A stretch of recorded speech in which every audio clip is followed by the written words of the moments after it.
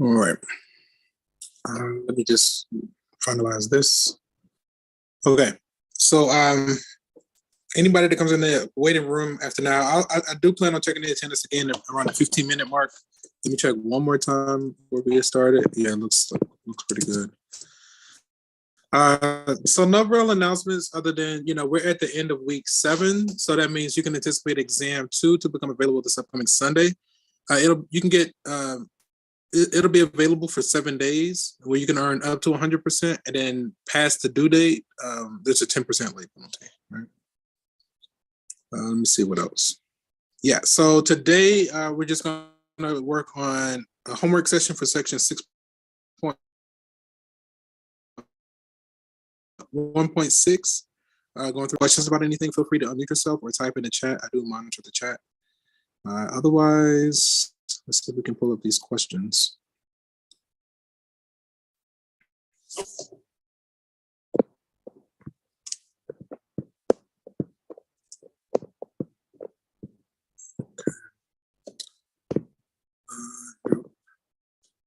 Let's get rid of this.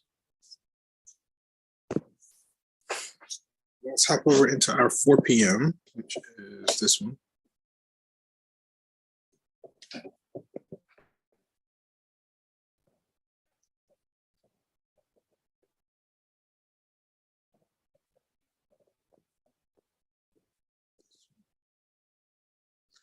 Hey, Google, give me a random number between 1 and 19. Here's a random number, 5.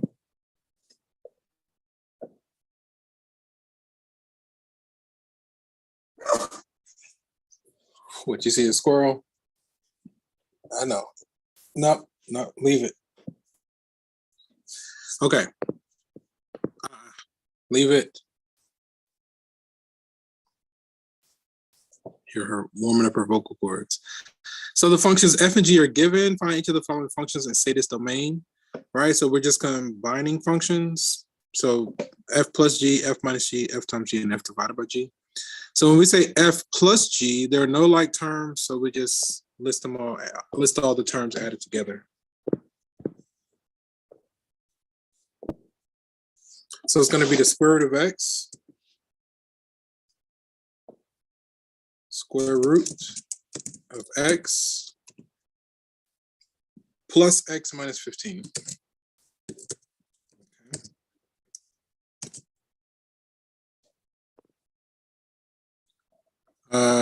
Okay, so we say f plus g, the domain of f. Notice with the square root, we can't take the square root of negatives. So the domain of even root functions are going to be the half interval 0 to infinity, where 0 is included, right? And then g's domain is all reals. So 0 to infinity intersection all reals is just going to be 0 to infinity. So it's going to be 0 to infinity.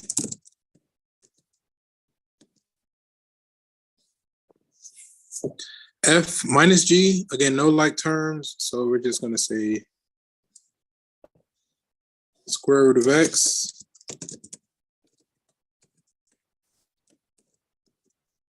now, when we say minus g, we need to distribute that negative. So it's going to be minus x plus 15.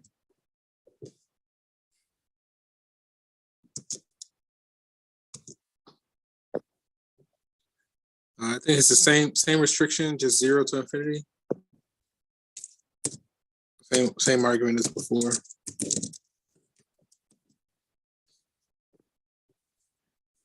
F times g. Hey, go to bed. Go. Watch where you walking. No, go to bed. She had this thing where she like was walking, looking back at me all sad, but she's not watching where she's going. She almost walked into the wall. I'm just making her do that because she likes to make distractions. Okay, f times g. So we need to distribute that square root of x. The first term is gonna be x times the square root of x. The second term is gonna be minus 15 times the square root of x. And that looks good. And I think it's the same restriction, 0 to infinity.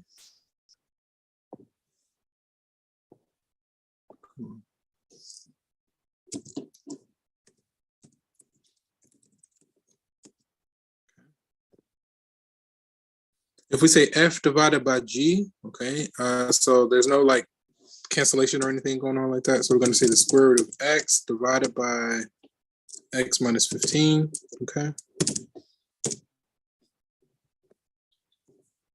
What's the domain? Okay, so we still have our usual restriction of 0 to infinity, but then we also have to make sure that we're not dividing by 0, right?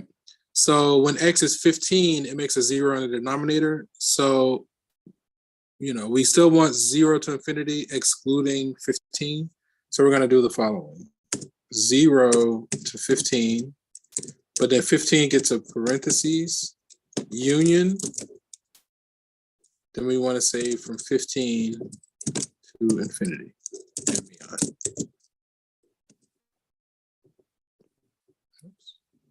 Hey, Google, give me a random number between 1 and 19. Here's a random number, 2. 2. Okay. Find each of the following values given this f and this g. Okay. Let me see. So some of these I know we can do in the calculator. So just as a showcase, I'm going to use my calculator for some of these whenever possible. Okay. First, I'm going to go to my y equals and put in this f and this g. So f is 1 divided by the square root of x plus 2. Okay. That looks good. And then g is 2x plus 4.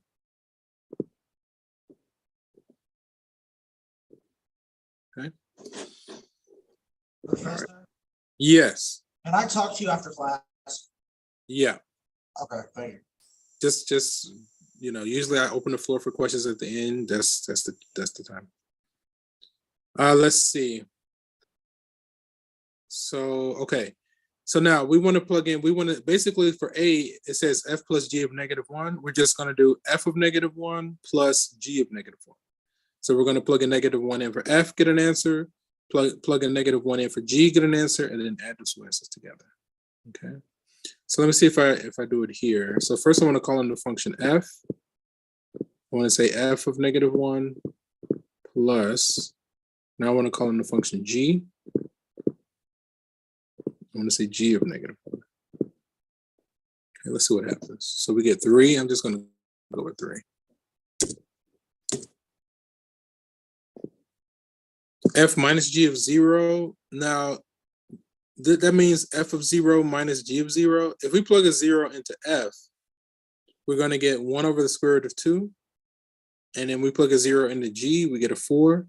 So it says type an exact answer using radicals. So we need to do this one, right? Without the calculator. When x is 0, the first term we're going to get is 1 over the square root of 2. Ouch.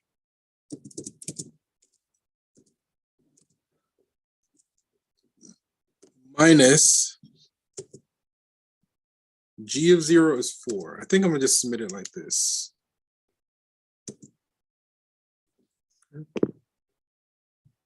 F times g of 2, I think we can do that one here. I'm going to actually recall what I had before and just make my changes here. So we want to say f of 2. So I'm going to change this to 2 times g of 2.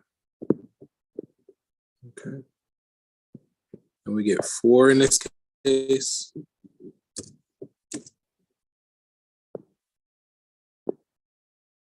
And then f divided by g of 1. Let me see, if we plug a 1 into f, we get 1 over the square root of 3. We plug a 1 into g, we get what, 6?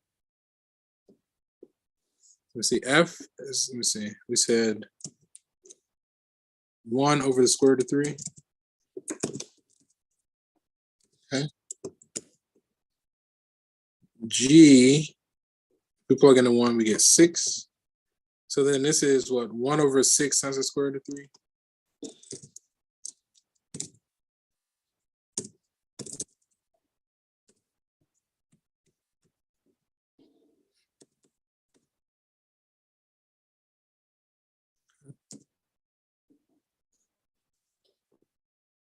Hey, Google, give me a random number between 1 and 19.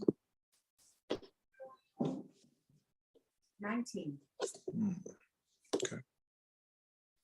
So you work in a department store in which employees are entitled to a 35% discount on their purchases. You also have a coupon worth $15 off any item. For A, we're asked to write a function that represents the price of the item after applying a discount of 35%, where X is the original price. So if we were paying full price, we would be paying 100% of the original. But if it's 35% off, that puts us at, now we're going to pay 65% of the original. So we captured that by saying 0.65 times X.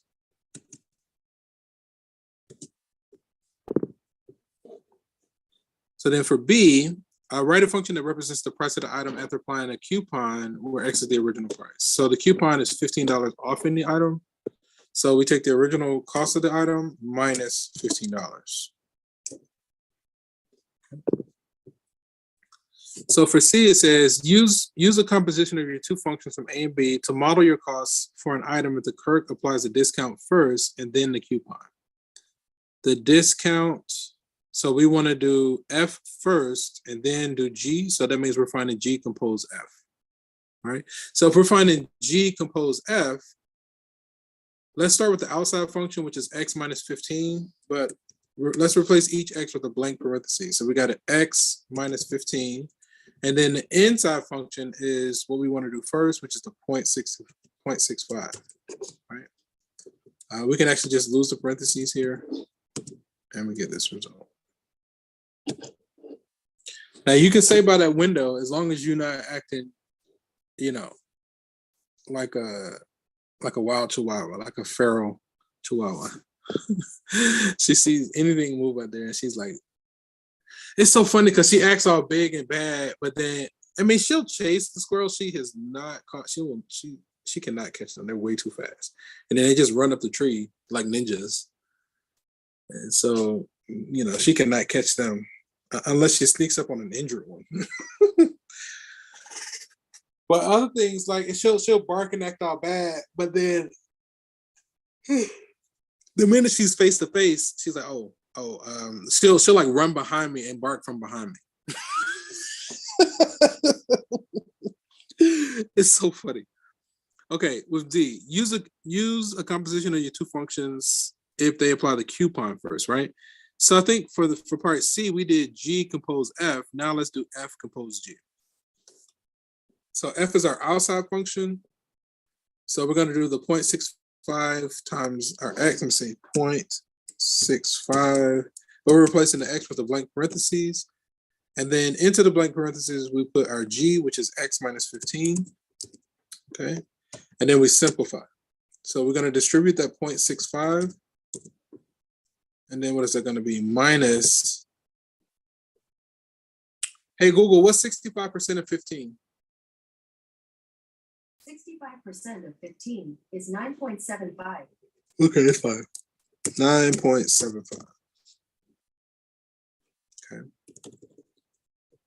So let's get rid of these notes. I feel good about this.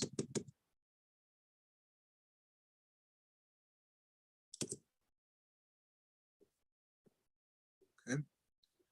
So then use the composite functions from C and D to find out how much more an item costs if the clerk applies the coupon first, all right? So if they apply the coupon first, right? So basically if we say C minus D, that'll give us the difference between those techniques, right?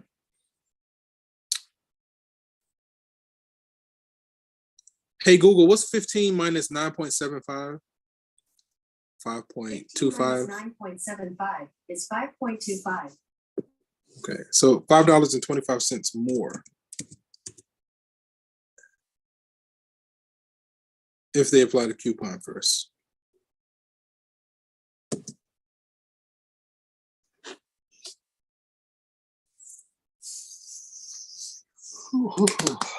Okay.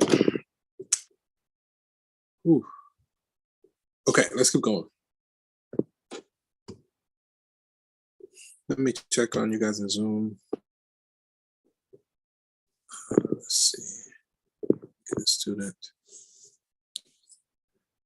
And here.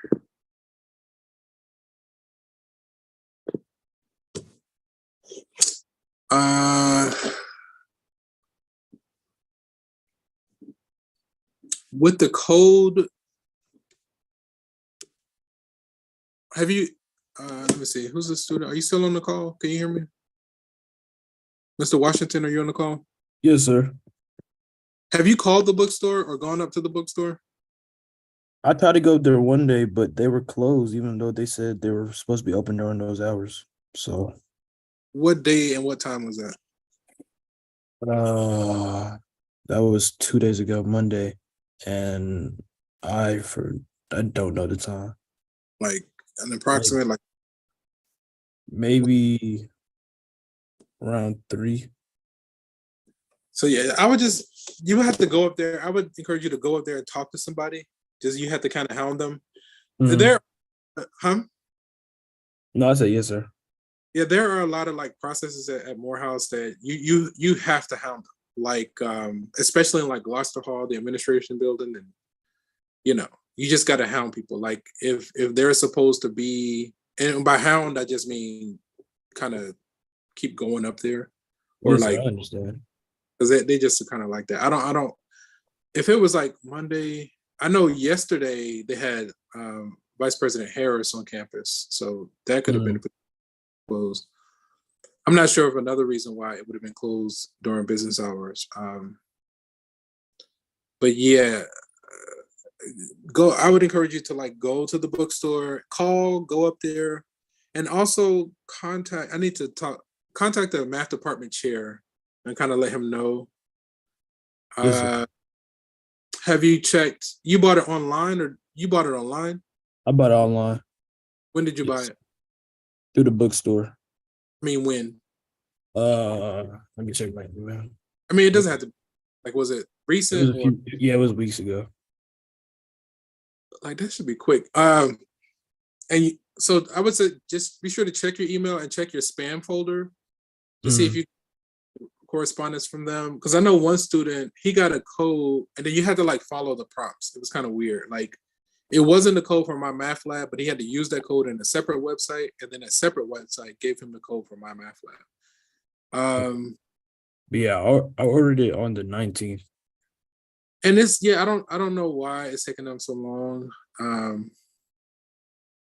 Because some students got it like in a few hours, and some have not.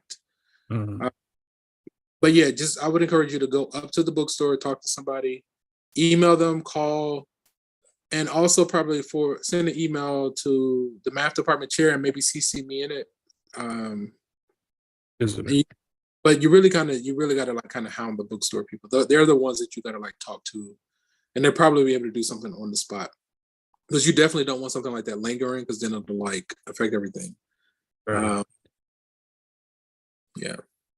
Is there? That's the thing I could think to do there. Yeah, as long as you have your receipt, you have proof of purchase, it should be fun. Okay, let's keep going. Thank you.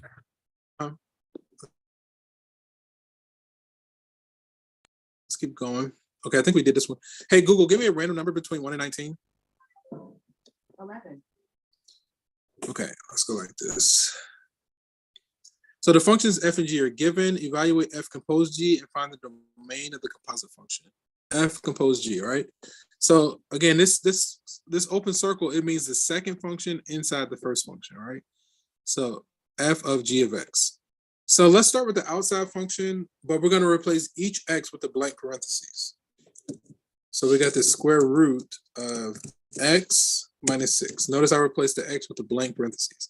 Now I'm going to plug in my inside function, which is going to be 3 minus 2x. Okay. So then I want to simplify. We don't need to distribute anything. So then 3 minus 6 is negative 3. So then ultimately, we're going to get the square root negative 2x minus 3. Let's get rid of our notes, or these notes here. We're good. That looks decent. Okay, let's go with this. So the domain. When we go to find the domain of a composite function, is a 3-step process. first we find the domain of the inside function, then we find the domain of the simplified function, then we take the intersection of those two results. So our inside function in this case is g. The domain of g is all reals. Our simplified function is this square root of negative 2x minus 3. So that domain, remember, we cannot take the even root of negative numbers, right? We can't take the square root of negative numbers. So that radicand needs to be greater than or equal to 0, right? In other words, I'm saying that this negative 2x minus 3 needs to be greater than or equal to 0. Okay. So then if we solve for x from there, I'm going to add my 2x to both sides and divide by 2. I'll get negative 3 over 2 is greater than or equal to x. Okay. So then the intersection of our results, the first result we got was all reals. The second result we got is x is less than or equal to negative 3/2. So all reals intersection in this set is just going to be this set. Right? So then we need to write this set in interval notation. So if x is less than a negative 3/2, that means we're talking about all the numbers to the left of negative 3/2. So the far left is going to be negative infinity up to a negative 3/2. Because it can be equal to 3/2, the negative 3/2, we're going to do a square bracket versus as opposed to a parentheses. Okay.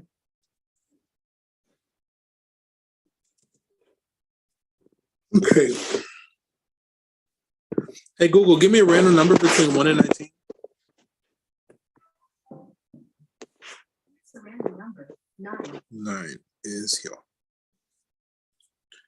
Given this f, we're asked to find f of 2. Okay, I was going to put it in my calculator, but I think we can do it by hand. So f of 2 is what? 18 minus 5 is 13. Then if we plug in 13, that's going to be what?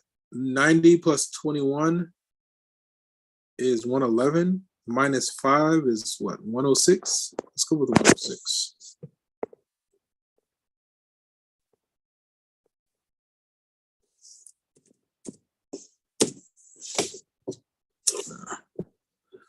Let's see, let's try one more time. 18 minus 5 is 13, right? And then we want to say 9 times 13. Oh, 27. I did 21, right? So 9 times 13 is 19, sorry, is 90 plus 27. It's 117. Minus 5 is 112. I definitely did a calculation wrong. Okay. Hey, Google, give me a random number between 1 and 19.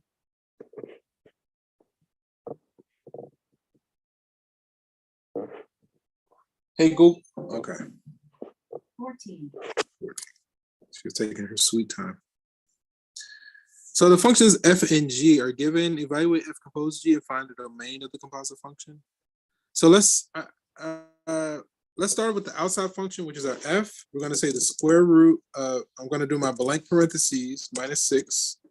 And then now into the blank parentheses, we put our inside function, which is 1 minus 2x. Okay. No distributing, so this is going to become the square root, negative 2x. 1 minus 6 is negative 5. Let's get rid of these notes.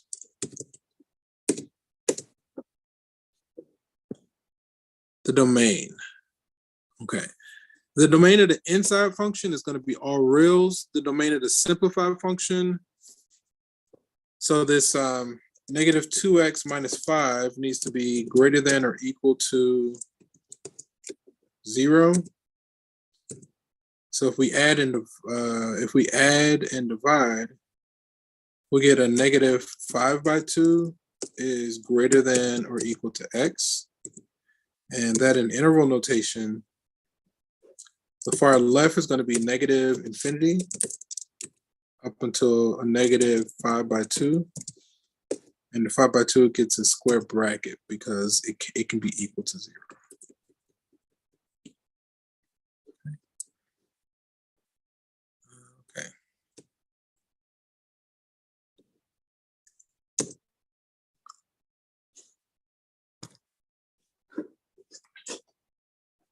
Okay, sorry. 10, got a solid 15 minutes. Let's just kind of keep going for at least 15 minutes, and then we'll start to wrap up. I think, was that Mr. Washington? Were you the student that needed to speak at the end?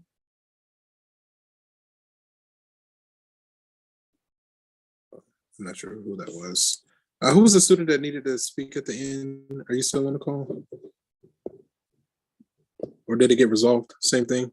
No, I told him to shoot me afterwards. Okay. Who was that? William Franklin. Mr. Franklin?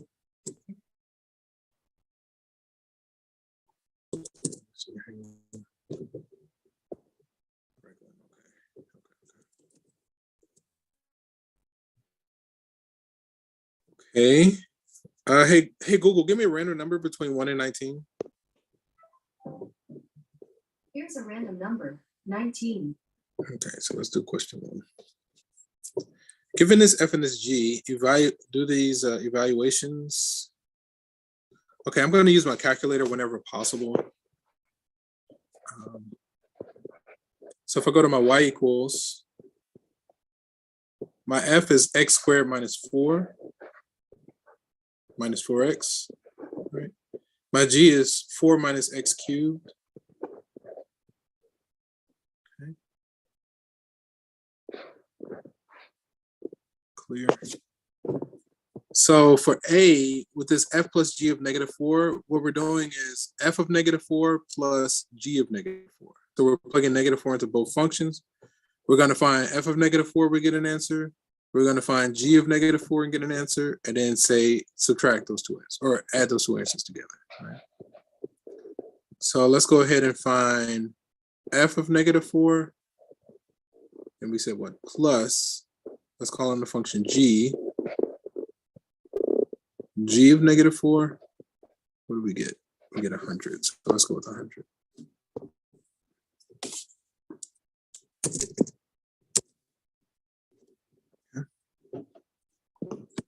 G minus f of 4, all right? Okay, let's see. I think we can use a calculator here. So let's call in the function g. We want to say g of 4 minus, let's call in the function f of 4, and we get a -16.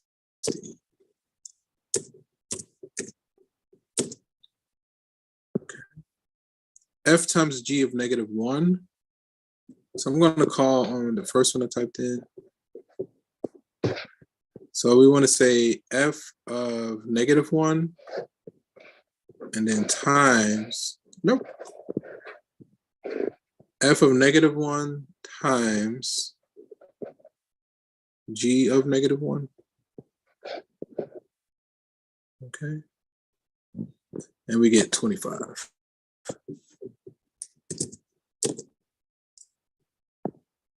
And then g divided by f of -2. So we're going to find g of -2 divided by f of -2.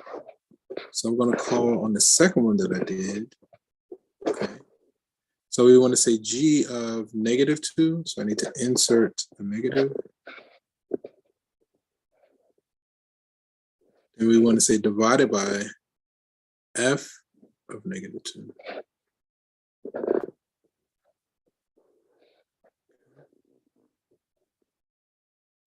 Integer or a simplified fraction. Let me hit math as a fraction. 1. Okay, cool. Okay. Hey, Google, give me a random number between 1 and 19. 12. Given this f and this g, find each composite function and describe the domain of the resulting function. F of g. Okay, let's start with the outside function, which is going to be 3 minus 2x. But I'm going to replace each x with a blank parentheses. And then into the blank parentheses, I'm going to put my second function, which is 4 plus x squared. Okay. All right. So then with this setup, we distribute the -2. So we're going to get, what is that, a -8 minus 2x squared. And then if we combine like terms, it's going to be what, a -5 minus 2x squared.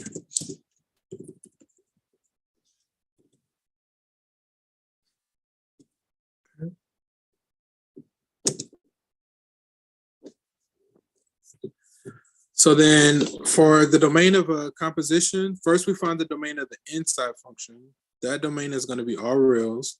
We find the domain of the simplified function. That domain is also all reals because G is a parabola, a U-shaped curve with a y-intercept of 4, right? So we didn't move it, we just moved it up. So it's basically a U-shaped curve that we moved up by 4, right? So the domain is all reals. The simplified function is an upside down U-shaped curve with the y-intercept of -5, right? But that domain is still all reals. So all reals intersection all reals is all reals.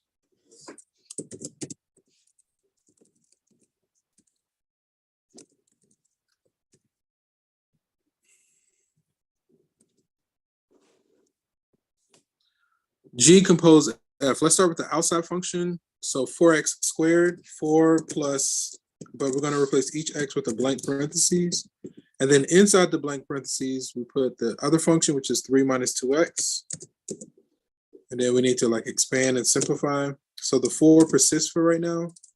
If we FOIL, that's going to be plus 9 minus 12x plus 4x squared. Okay.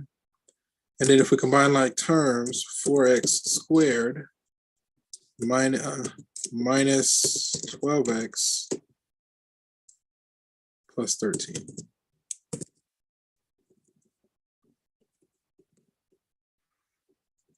Okay. Let's go with this. All right. So the domain of this composition, the domain of F is all reals. The domain of the simplified is all reals. All reals intersection all reals is all reals.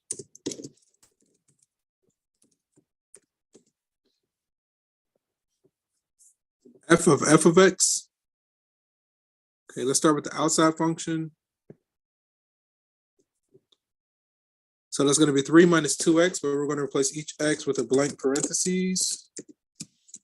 Into the blank parentheses, we put f again, which is another 3 minus 2x, okay?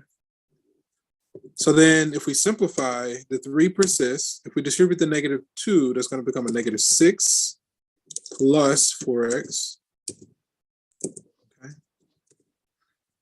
Ultimately, we're going to get what? 4x minus 3.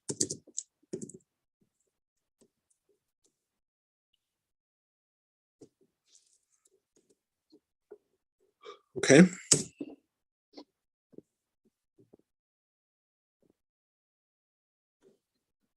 So the domain of F is all reals. The domain of the simplified is all reals.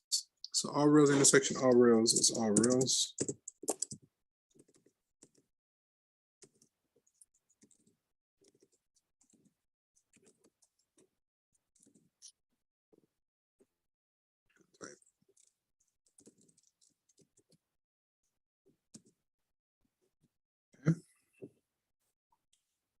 Okay, let's start with the outside function.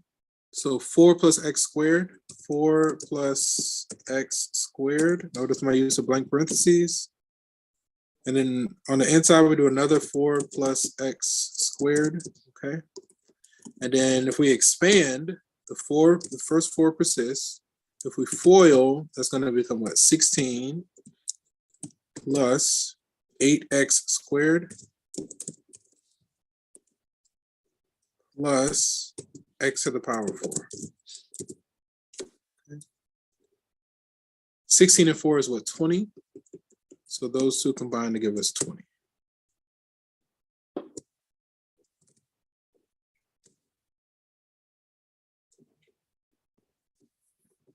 G composes G. The domain of G is all reals. The domain of the simplified is all reals. So then this is going to be all reals.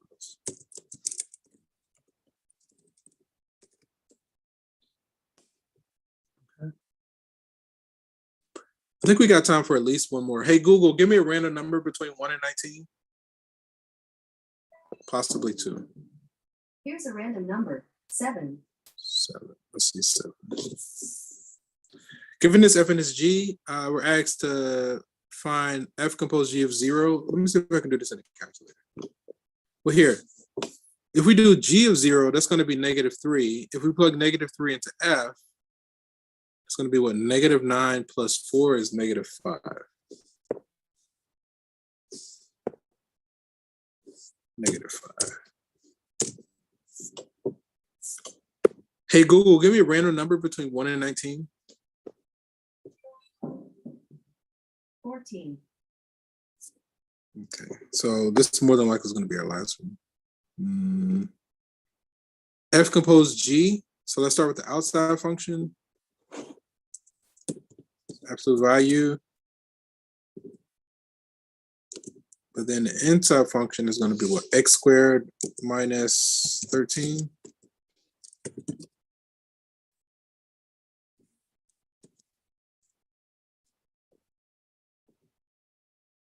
Okay. Our inside function is G. Its domain is all reals. The domain that is simplified is all reals. So this should be all reals. There are like no restrictions, all right? My little cursor is close to the enter button. There we go. Let's do another one. No. Hey, Google, give me a random number between 1 and 19. 6. Use the diagram to evaluate G compose F. Okay, so let's just do what we've been doing. The outside function G is 3x plus 5. So I'm going to say 3 parentheses plus 5. Okay.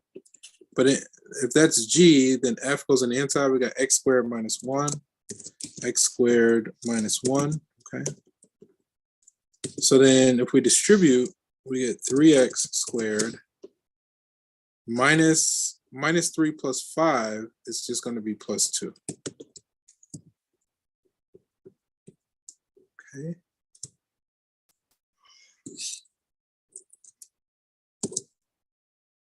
Okay. G compose F of 3. We should just be able to plug in a 3. Let me see. 3 squared is 9 times 3 is 27 plus 2 should give us a 29. Okay, is that it? No. And then when x is -2, 3 times 4 is 12 plus 2 is 14. Okay, all right, guys. So I know there was at least one student that needed to talk. If there aren't any other burning questions, we're going to go ahead and end the session here. And from one beautiful mind to another, have a great weekend, guys, and we'll meet next week, same time, same place. Take care, guys. Peace. For the student that needed to stay, did you need to like, do I need to stop the stream to YouTube, or do we need to make like a private room?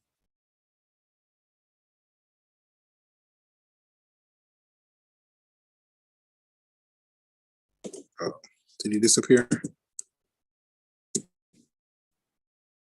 Ali Oxenfree. Mr. Franklin, you there?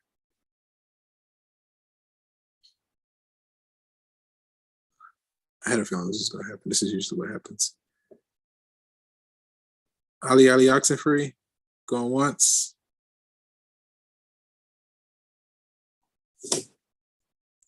He could have like zoned out. I'm gonna give him a minute or two.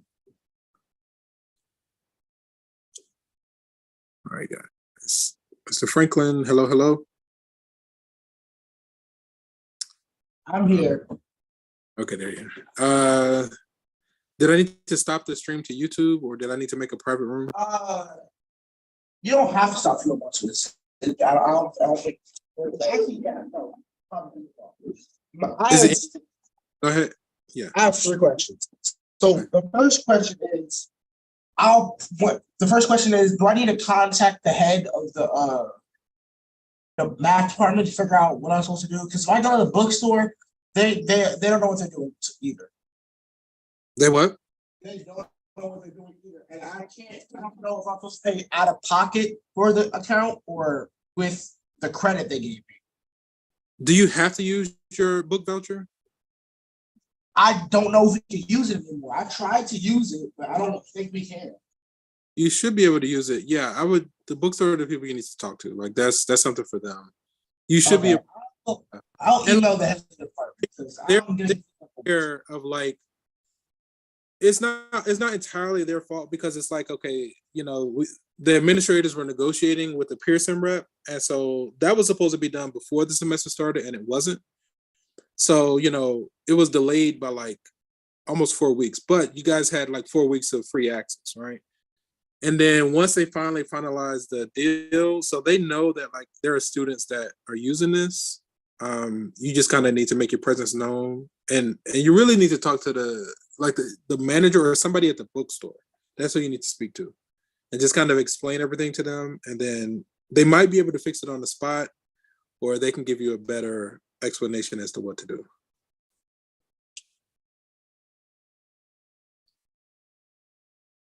I know you had a couple other questions. I don't know. You might be muted or something. Can you hear me now? Yeah. I have a question about is there a second class I'm not aware about? Oh, a lab, right? The lab? Are you working the lab with Dr. Lamar? I don't know a doctor, so I may be behind on that. I don't know what that is. And I saw on Blackboard where it says my attendance for that is a 42, and I'm so confused on what that is. So, okay, let's hop over to Blackboard right now. So we hop over to Blackboard. Let me see if I can pull this up. All right. Is this it? I just log in. I mean, yeah, so this class does have a lab component, and you're going to have to talk with Dr. Lamar. She's the facilitator for the lab. That's totally separate from what I just explain it to her, and I'm sure she can figure something out, right? Just explain it to her, and she'll whatever she suggests is what you need to do. Because it is a lab, it's not appearing as like a separate class where it's like I know her email and everything like that. I don't know her last name. Like I don't know like. So when we open up our Blackboard right here, so open up our course. It looks like this, right? On the left-hand panel where it says Online Alex Lab, that's how you contact her. So you open up this link, right? You can just use the syllabus. There's her Zoom information. So just start with the syllabus to see the times and everything, and just if we open up her syllabus, right? Or either use the online lab setup. So sign up there. Let me see if I can find her email. It's in here somewhere. You just got to kind of go through the syllabus.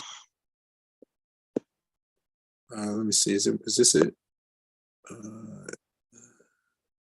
I have to sign. Okay, I'll probably just send a shooter an email and figure out what I'm supposed to do. Because this is not the first time I'm hearing that. Because I knew there was a lab for it. I just didn't know if if that was like your office hours or like a completely separate thing. So it's a totally separate thing. Okay. Where is her contact?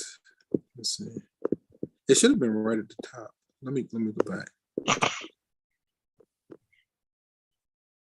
Sign up. So maybe you just got to click on the signupgenius.com. Start there, and then, but it's Dr. Lamar. Okay. Dr. Tawana Lamar. But yeah, you could probably do that. Sign up Genius. Just use that link and connect with her, and then try to get to the bottom of that. Okay, because her schedule is like you can attend my lab on the days I have you, but it's like during your class period. Yeah, you have to try to work that out with her. Okay, and my third question is, because I got shut out, I'm still trying to figure out how I'm supposed to pay for anything like that. Can I get a reprieve? Like, I will be doing it. I'm gonna do it before like the end of October for 100%. Not even October, before I do our next test. But can I get a reprieve until I can figure out how to like open it back up and stuff like that. Like, I'll email you or I'll tell you in class, but I don't know how I'm supposed to like not get points off for something I can't access. You're what? What do you mean you're locked out of your Blackboard or something? No, not my Blackboard. I'm talking about the Pearson thing. I can't access it. I can't do my work unless I pay for it. I'm still trying to figure that out. The main thing is just get access for right now, and then once you get Okay. access, figure something out on the back end. Because Like I didn't for the the main past 2 weeks I haven't been able to do it. That's why. yeah, the main thing is now if it's been 2 weeks, you might be able to get on the page where you're prompted for payment, you might be able to click on get 14 days of temporary access. You might because you all were given 2 An sets of access code. Yep, right. Like an access code, and then it just expired out of nowhere. not the access code. You got two of temporary access. Like first there's one set of 14 days and then you have to purchase. But because they had this delay, they extended the 14-day trial for another set of 14 days. So you might be able to just click on like when it's prompting you to pay at the bottom, try clicking on get 14 days of temporary access. Because you should be able to use that twice. If you've used it once, you should be able to use it at least one other time. And then that way you can actually be working on your stuff for the next 2 weeks and then just make sure to gain full access within the next 2 weeks. You know? Okay. That's another option. Okay. But you don't have That was really it. My main concern is just the trying to access Pearson and then the lab because I was just generally confused. Like I've been listening and stuff like that, but I can't not pay attention to something I can't access. That's all. I got you. So with my math lab again, try the temporary access. Yes, should work. What is there a code that I'm not aware about? Not for the temporary access. Now you have to purchase a access code. You either get that through the bookstore or you can purchase it directly from my math lab. The only reason you would want it from the bookstore is because it's discounted. If you buy it directly from the site, you're going to pay more and you're really only going to be able to use it for this semester. Unless going forward, like in another semester, if you take a professor that uses the exact same book, then you don't have to purchase it again. But if once you can get that code working out of the bookstore, that one should be at a discounted rate and it should be good for like 2 full years. Okay, so I'll go to the bookstore tomorrow and see if I can't use a book voucher. If I can't use a book voucher, then we have a problem. But you should be able to, yeah. No, because I tried to use it and they said like it was a set amount of time before I could use it. And I'm like confused because then I can't buy anything. To explain to them that, that there was a delay because, we were waiting. The administrators were waiting on a deal to be negotiated with the Pearson rep. Like, are you able to send me an email saying that type of stuff? Because I don't think they're going to believe me. First try to talk to them again. And if that doesn't work, then start an email thread. Just send it to me. Because you would need me, the bookstore manager, and like the math department chair on the thread. Okay. That way, the people that need to be in the conversation are there. Because the math department chair, he knows as well. He's like, he knows all of this stuff. And, but okay, you should. I'll go tomorrow because it's closed right now. But okay. Okay. Okay, I'll try to go before I leave tomorrow. But okay, thank you. Are there any other burning? Yes. Not about math. I'm fine with the math actual work. It's just accessing it. That was really all. I got you. Okay, thank you, Professor C. Yes, take care. All right, gentlemen, if there aren't any other burning questions, we're going to end the session here. And from one beautiful mind to another, have a great weekend. I'll see you next week, same time, same place. Take care, guys. Have a good one.